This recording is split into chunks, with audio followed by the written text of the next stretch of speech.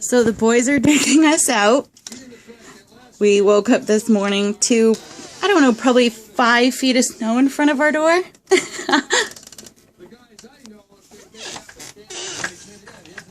Whoa! Shut up! Look at them. Look at that snow pile. What's going on, Winston? What are they doing out there? I mean, it is beautiful, but geez. Yeah, so we still have no power. Thank God for generators. What a good kid.